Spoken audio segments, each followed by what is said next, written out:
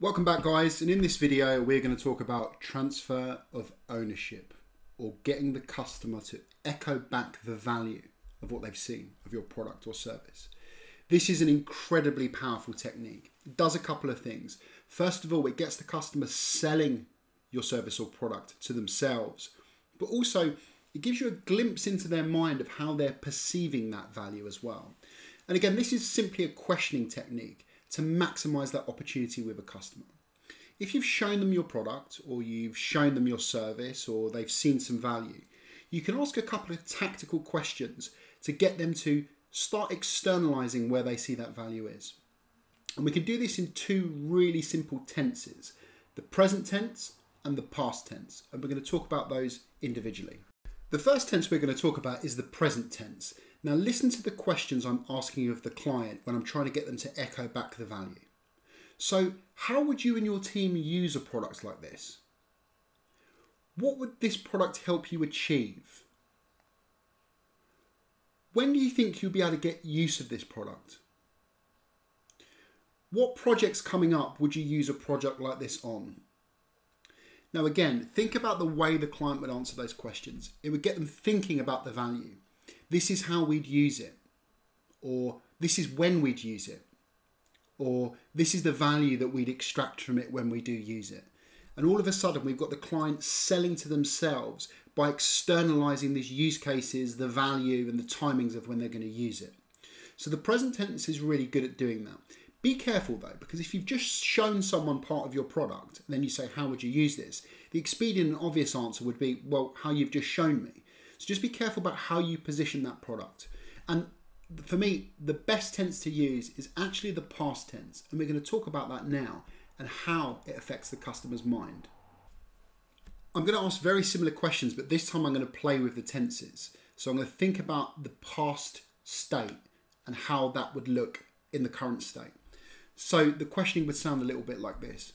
If you'd have had access to this a year ago, how would you have used it? And what would that have helped you achieve? And then we can bring it into the present tense. So do you feel that you'd be in a better position now if you'd have had access to this product a year ago? Or if we pin it back to a specific issue they had in the past, so something along the lines of this. You mentioned before that at the beginning of the year you were struggling to understand particular customers and how you can position your product accordingly. If you'd have had access to this product, how would that have helped you with that problem?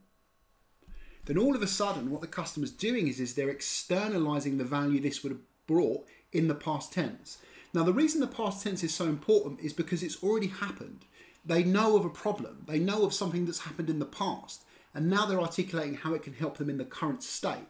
So if we twin that with a pre-close, it becomes really, really powerful. And this is how it looks.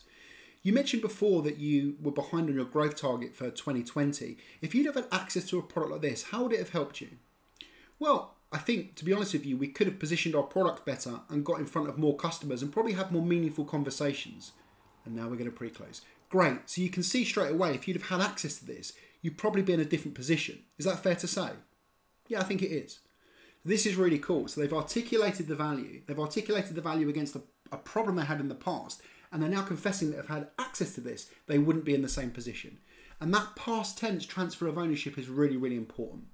A good way of thinking of transfer of ownership, we mentioned echoing back the value, but a real nice analogy to look is that if you're renting someone a room, you want them to start talking about where they put their furniture. So they're making the room their own. They're already envisioning how they'd use that room, where they put the bed, where they put the sofa, where they put the TV, how they'd work and live around this room. And that's what transfer of ownership does. It gets the client or the prospect thinking about the potential of this and how it can help. And that's the process of them selling to themselves.